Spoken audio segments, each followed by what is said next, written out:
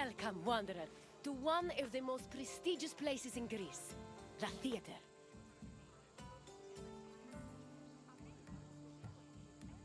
I'd tell you, but I think it's best to let the actors speak for themselves.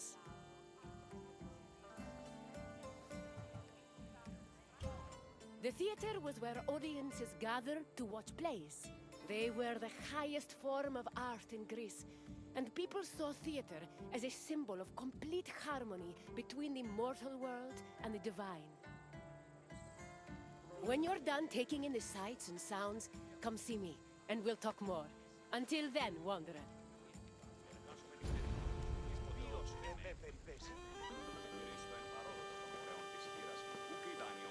Οπότε εις αυτή δώσαμε το χρέος γούλου. Κώστα, ο σύλλογος ημών τέων, νόμεθα του παραδείγματι των έργων αυτού, είναι αντιπάλωμεν ποδέων γεννήσεων εις την ασυλλογισμό, αλλού πιστεύει μας του. Είναι ασταθή.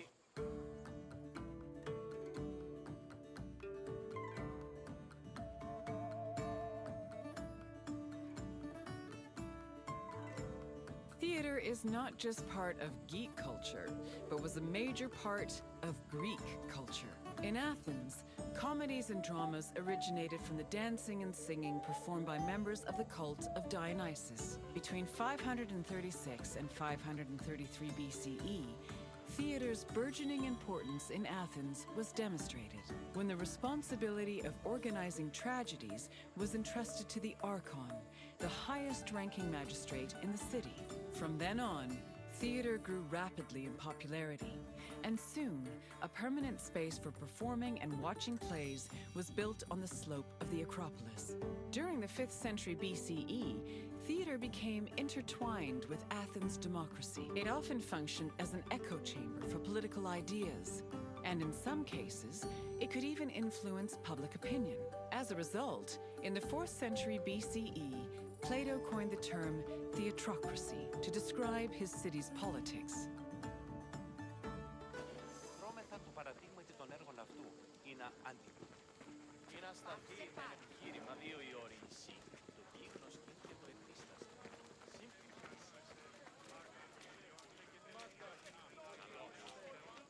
Όχι όσπερσε.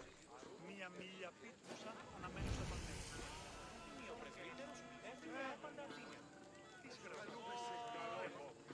Εστί τούτο το δώρο να φτύσει κουτά. Αυτή προσεδέχει και άπαντα.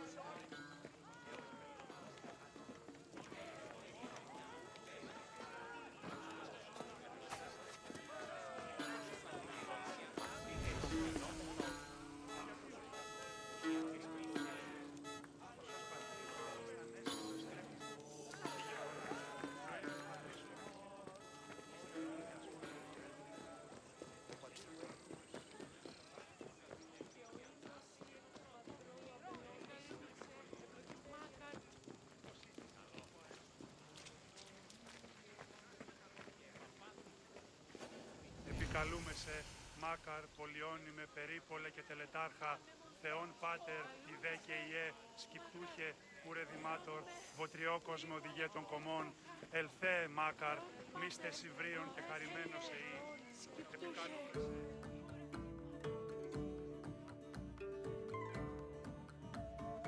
Theatrical competitions were held in the sanctuary of Dionysus Eleutherios, god of wine and patron of drama. Dionysus was the son of Zeus and a mortal woman named Semele. Stories say that Zeus, who had fallen in love with Semele, appeared to her holding a lightning bolt in his hand. Semele was tragically struck dead by the lightning, but Zeus managed to save her unborn child, keeping the embryo in his thigh until it fully gestated. This is why the name Dionysus is sometimes thought to mean born twice. In Athens, theater was a part of the cult of Dionysus, and stage productions in the god's honor were held during festivals like the Linnaea and the Great Dionysia. Επικαλούμε σε Μάκαρ, Πολιόνιμε, Δεύρον έξω! Περίπολε και Τελετάρχα. Ο παλμός καρδίας σου.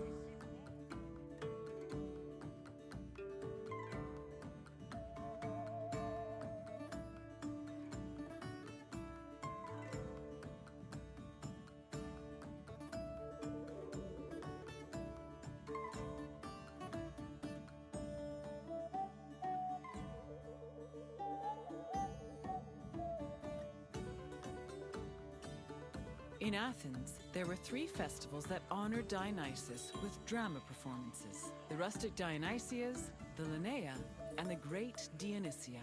For the rustic Dionysia, each deme of Attica organized their own Dionysiac procession. The parades were full of phallic songs, dances, and symbols meant to signify fertility, and participants wore drunkard masks and sang bawdy lyrics about the god. The Linnea was the oldest Dionysian festival. It was exclusively reserved for Greek citizens and mostly made up of comedy performances. Finally, the Great Dionysia was the most important festival.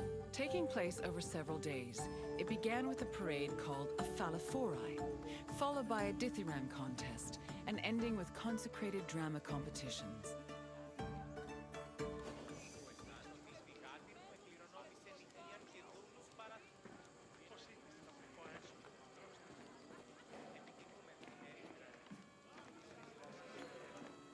The Great Dionysia was supervised by the head magistrate known as the Archon, who was assisted by 12 other magistrates. Among his duties, the Archon picked Korigoi, rich Athenian citizens responsible for providing the budget for rehearsals and performances. 2 days before the Dionysia, a ceremony called the Proagon took place where playwrights introduced their work.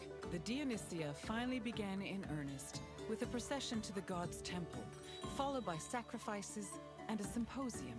The next 2 days centered on dithyramb contests, while the final 4 days were dedicated to drama competitions. The contests' outcomes were decided by 10 judges who were appointed at random by the Archon. The judges placed their votes in an urn, and 5 of the votes were randomly picked to determine the winner.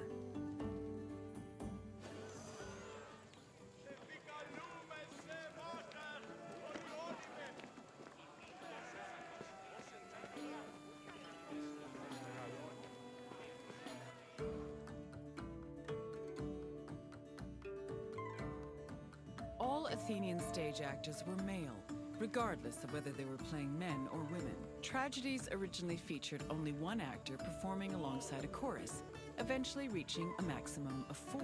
Adding more roles opened up the opportunity for dramatic dialogue. During performances, they prepared themselves in the skene, a building that served as a backstage area, before emerging onto the proskenion, or stage. The skene could be painted to represent backdrops like palaces, temples, and tombs. Its roof was reserved for appearances by the gods. These gods could be moved around with a crane called a mechane, which produced spectacular visual effects. On stage, actors wore masks and elaborate costumes. For tragedies, they were adorned with magnificent clothes, while for comedies, actors playing male characters wore hugely exaggerated phalluses, probably to maximize the laughs.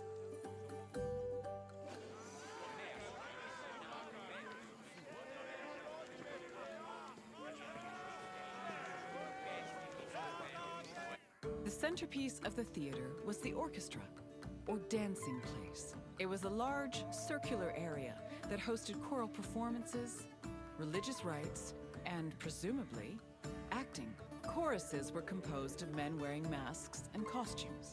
Any Athenian citizen could be choritai, as long as they were selected by the chorus director. Chorus members also served as the equivalent of a curtain, as their entrance and exit marked the beginning and end of the play.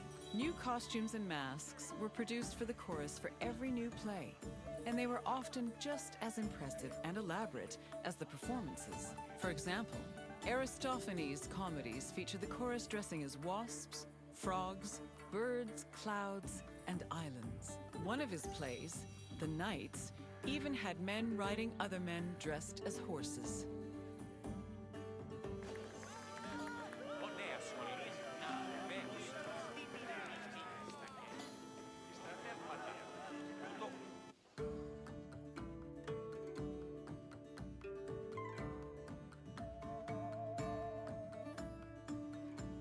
Athens' Theatron, or performance space, could seat up to 17,000 people, nearly a tenth of the population of Attica.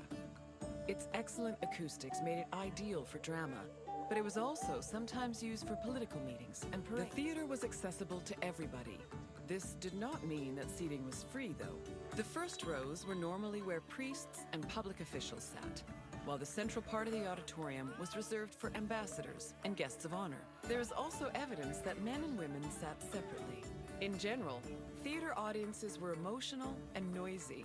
During performances, they would shout, curse, and throw things depending on their mood, and their reactions were just as much a part of the experience as the acting.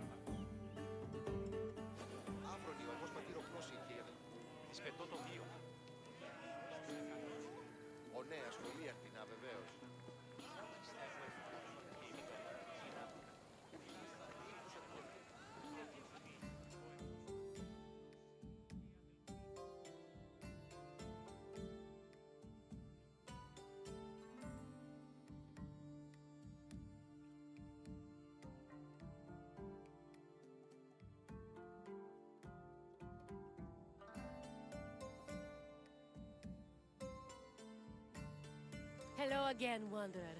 I hope your visit was entertaining.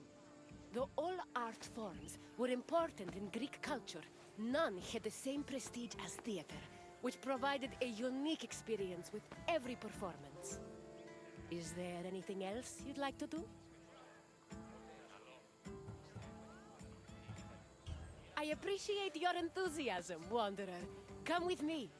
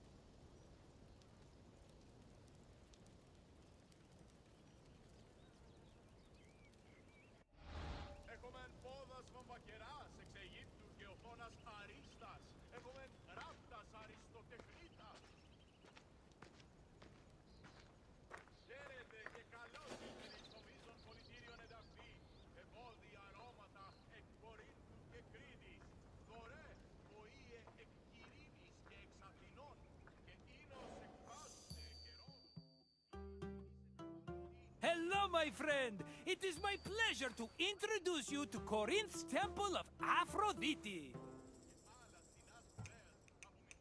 It really is a lovely sight, isn't it? The temple, that is, not the ladies. Although they are also lovely. Lovely and lively and, I'm sorry, what were we talking about? In Greece, many love stories were told about the gods. How romantic! Sometimes they were heartwarming and happy, but they often ended in tears, tragedy, and a whole brood of illegitimate children. I'm looking at you, Zeus! Anyway, this tour will introduce you to some of these divine love stories, which may give you perspective on how the Greeks approached love in their own lives. Enjoy your visit, my friend. I'll come see you again when you finish the tour.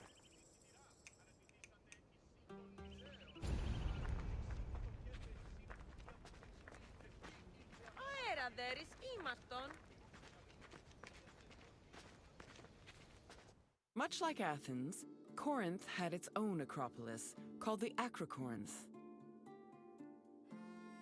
The natural promontory provided an excellent view of the surrounding territory. It was also the home of several sanctuaries, allegedly constructed in the 6th century BCE. The Acrocorinth's most famous attraction was the Temple of Aphrodite. Pausanias describes it as having statues of Aphrodite, her son Eros, and the sun god Helios.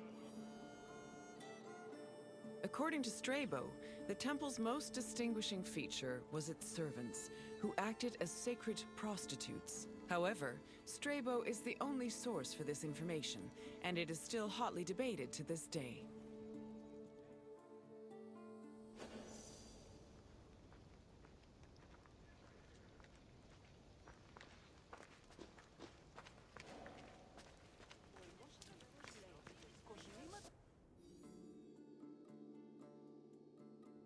Love played a large role in countless mythological stories. Zeus himself was not immune to the feeling and fell for both mortals and other deities.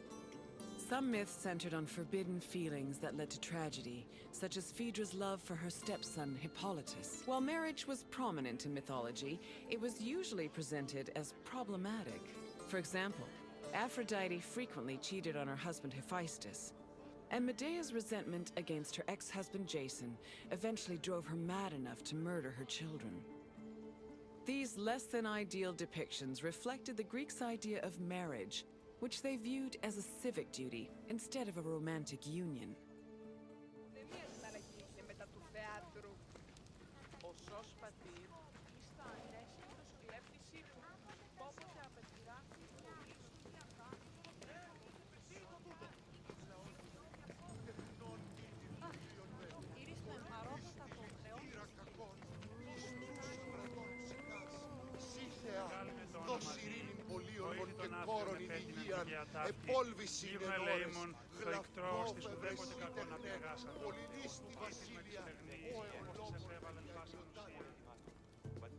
The goddess Aphrodite was one of the mightiest Olympians and was typically associated with love, beauty, and sex. She was worshipped all across the ancient Mediterranean by men and women, both young and old. Her origins differ depending on the version of the story. The poet Hesiod says that she was born from the severed genitals of Uranus, while Homer's version of the myth names her as the daughter of Zeus and Dione. Aphrodite appeared regularly in mythological stories and had many mortal lovers. Her favorite was Adonis, a beautiful boy who died tragically in a hunting accident. Aphrodite was devastated by his death, so she created a cult called the Adonia to commemorate him.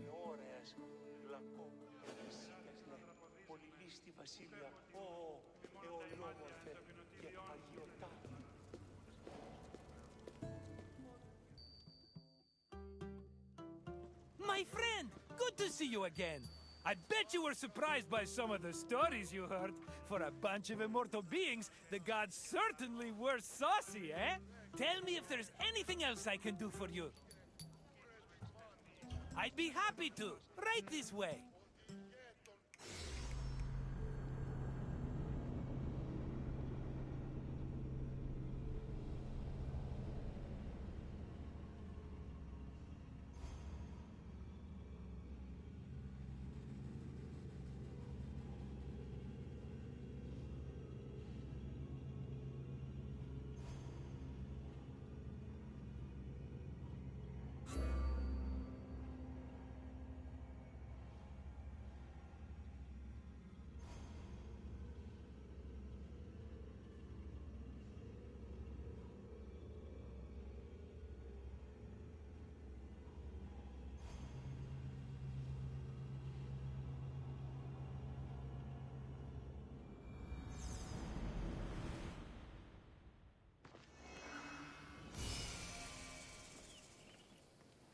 Μάλλον το εμαυτό λέγομαι.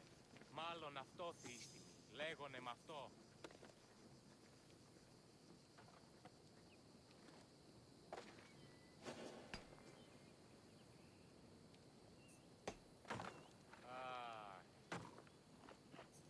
Βαβέ! Τούτους τους όνους μαστικού. Welcome to the silver mines of Lavrion. The mines make me nervous. All those fumes can't be safe to inhale day in and day out. The Lavrion silver mines were discovered between Thorikos and Cape Sunion, near Athens. They were rich in the mineral galena and provided Athens with much of the silver necessary to mint its currency. Because of this, the mines were invaluable to the city, and the resources they provided helped turn Athens into one of the most powerful states in Greece. We will meet again after you've seen what the mines have to offer. Farewell for now, wanderer.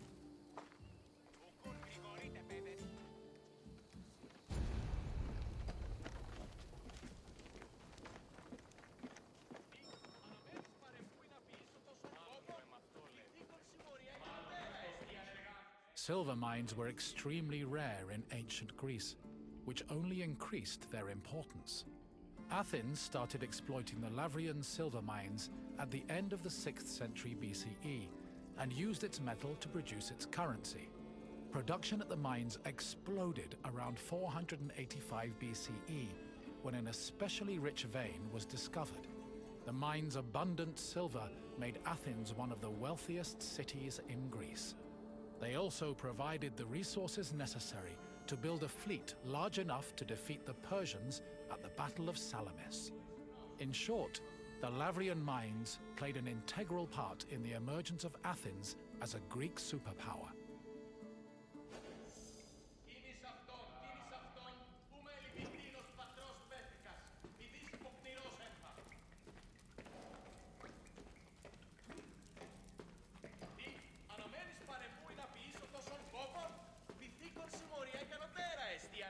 Exploiting the mine's resources required a lot of labor.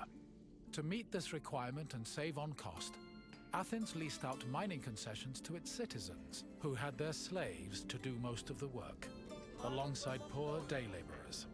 In the 5th century BCE alone, there were anywhere from 10,000 to 30,000 people toiling in the mines of Lavrion.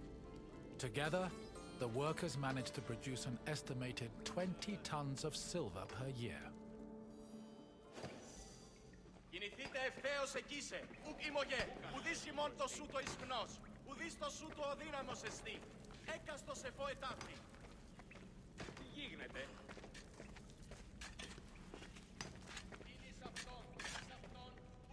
Mining in Lavrion was a two-step process. First, the ore was extracted, and then it was refined. It took about 16 kilograms of raw ore to produce a single pure silver drachma of about 4 grams. Recovered artifacts from the mines provide some insight into the specifics of the mining process. Galleries were dug to follow the veins of ore. They were small and did not offer much space for the workers. They were also hand-cut, and it's believed that it took whole days to dig only a few centimeters.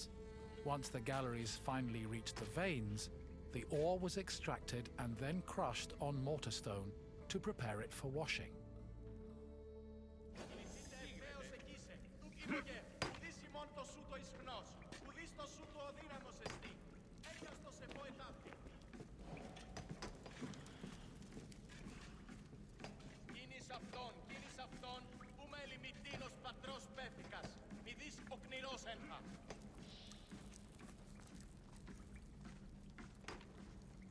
Αναμένεις παρεμού να ποιήσω τόσων κόπων?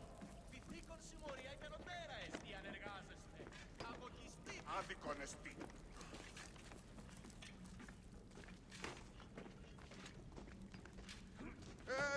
Τι γίγνεται? Μάλλον το εμαυτό λέγω θες. Μάλλον αυτό φύστημη. Λέγονε μ' αυτό.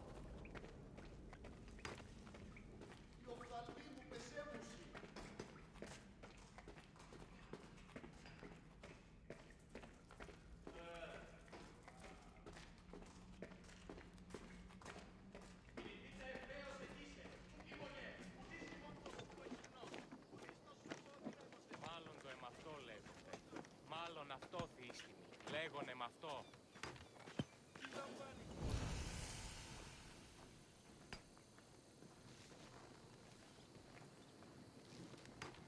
Βαβέ, τούτους τους όνους μαστιγού, ακαταπαύστος μαστιγού.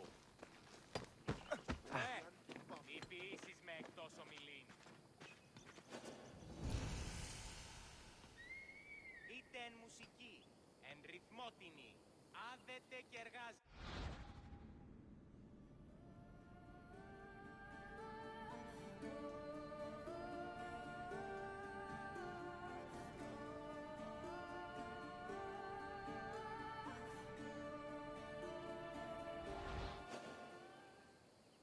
Να σε πάβει τούτο. Ουκούν γρηγορείτε, παιδες.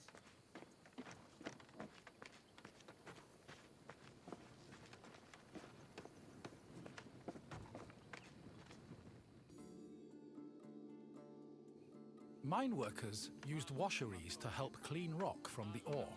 The washing process required a large supply of water, but Lavrion was an infamously dry region.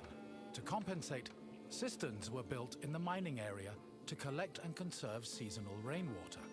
Once enough water had accumulated, workers poured it into wooden troughs containing rock and ore.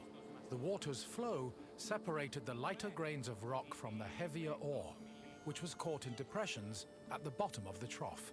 The newly cleaned ore was collected for refinement, and the water was redirected back into a tank to be reused later.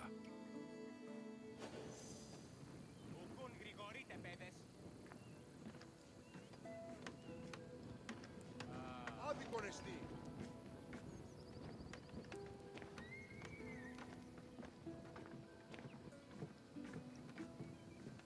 Μάλλον το εμαυτό λέγονται. Μάλλον αυτό θύστη. Λέγονε μ' αυτό.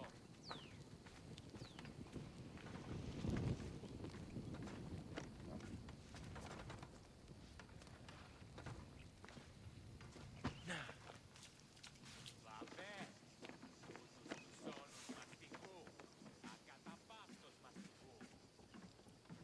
Ουε, τι ποιήσεις με εκτός ομιλής. Once the ore was clean and dry, it was ready for smelting. Its purpose was to isolate the silver in the ore. To do this, the ore was placed in a conical furnace filled with combustible charcoal. Bellows pumped air into the furnace to control the temperature. Inside, the ore burned, emitting a toxic smoke that was evacuated through a chimney.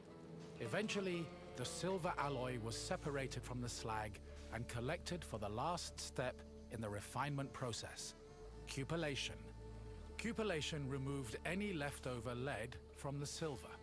The smelted alloy was placed in a cupel, an absorbent bowl made of bone ashes. It was then put in a furnace, where it absorbed the lead and left only silver behind.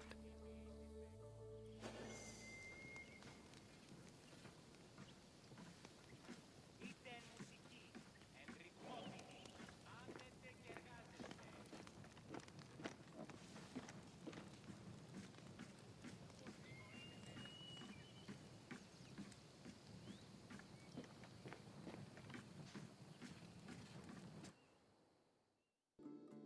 While the mines of Lavrion belonged to Athens, the city frequently leased them to private citizens who exploited the site for anywhere from 3 to 10 years.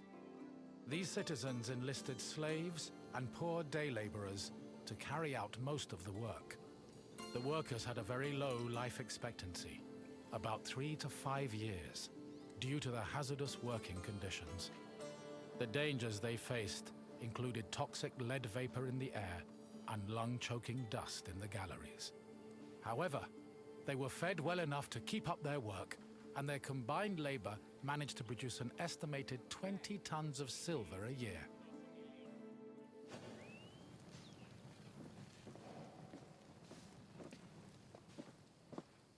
I hope you enjoyed your trip through the mines. We talk so much of Athens' glory, but we often forget the city's power was due to tremendous amounts of work. Work that often had a great human cost.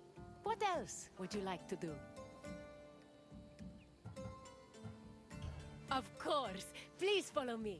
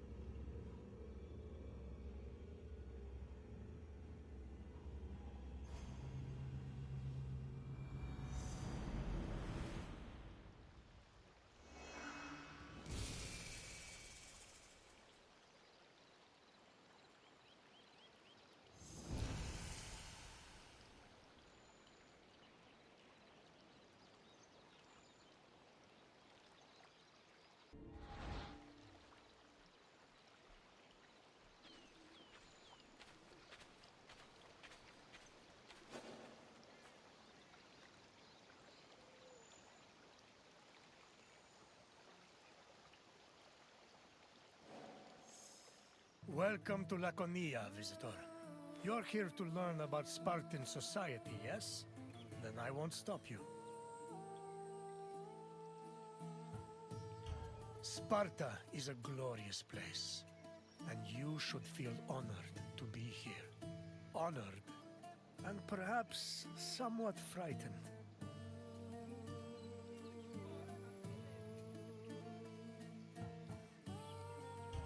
Sparta had a unique hierarchy, especially compared to the rest of Greece. Everyone had their place, and you will soon learn what those places were. I will find you again once your visit has ended. Until then, visitor.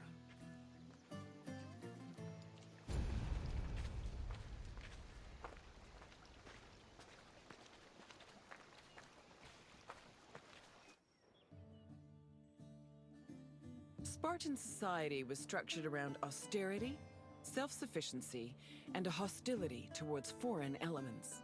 It was divided into 3 social classes: citizens, perioikoi, and helots.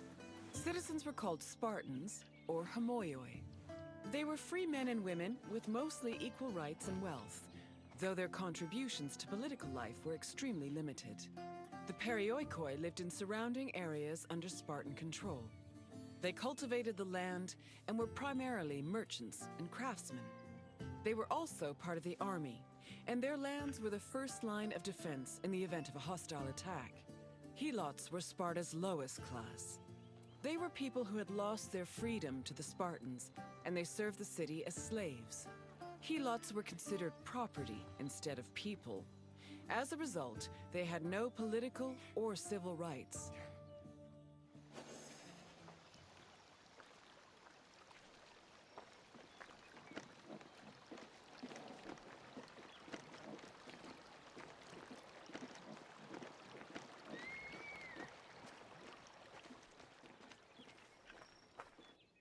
Helots made up the majority of Sparta's population. According to Polydeuces, they lingered between slavery and freedom. 2 elements made Helots differ from other slaves. They were allowed to form their own families, and they were publicly owned by the city of Sparta instead of private citizens. Because Helots were deemed public property, they could not be sold as merchandise. They mostly worked to cultivate the land, but also fought in wars alongside the Spartans. While they gave the fruits of their labor to Sparta, they also kept a fair part of it for themselves. This practice allowed some Helots to make enough money to buy their own freedom. Alternatively, if a Helot served the state well enough in military campaigns, they could also be granted civil rights.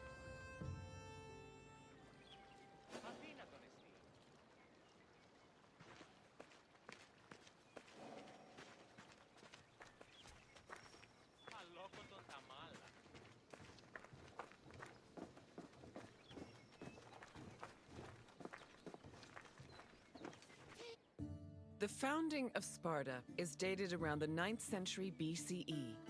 Historical information about the city is limited, but it was known to extend into the region of Laconia. Over time, Sparta started encroaching on the territory of Messenia, eventually leading to war. Sparta gained more land in this conflict, which they divided between their citizens and the perioikoi. The aftermath of the Second Messenian War, from 640 to 620 BCE, then divided the population into 3 groups: the homoioi, the perioikoi, and the helots. The helots of Laconia mostly respected Sparta's rule and did not cause much trouble. However, helots from Messenia supposedly resisted the Spartans, although sources can only confirm one revolt for certain, which occurred in Messenia in 464 BCE.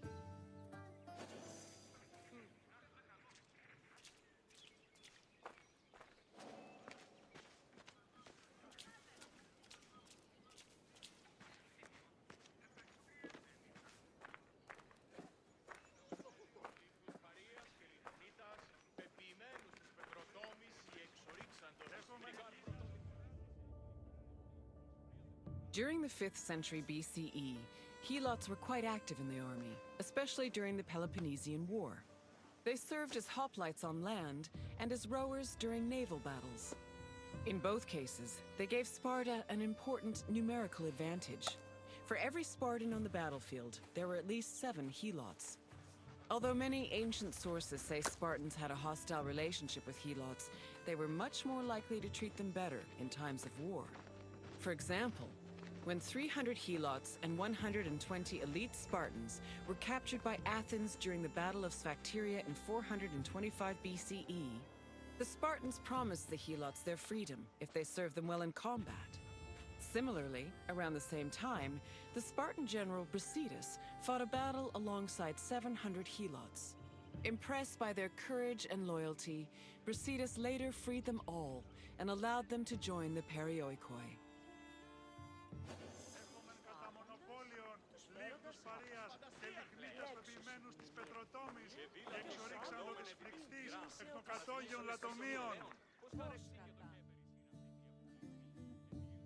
Perioikoi were another group of Sparta's population.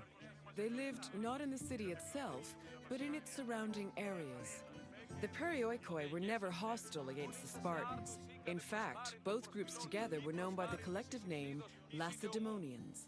Perioikic cities had their own autonomy and sanctuaries, but they were always bound to Sparta. They were allowed to develop their own local laws and economies, but could never reach a level of prosperity that rivaled their parent state. Προείπουν σε περιαγείο, ναι. Είναι αυτό των δύνατων ανεσπασμένας. Αλλά όμως δεν Άνωθεν κάτωθεν σάπασαν την αγοράν, εόμοια Όπισθεν του πολιτηρίου ευρύσεις την μάνδραν μετά της ύλης. Ενταυθεί ευρύσεις ρητίνην... I see you've finished. I hope you have a better appreciation for Spartan society. Nothing we do is without reason, and every man, woman, and child has a role to play. What would you like to do?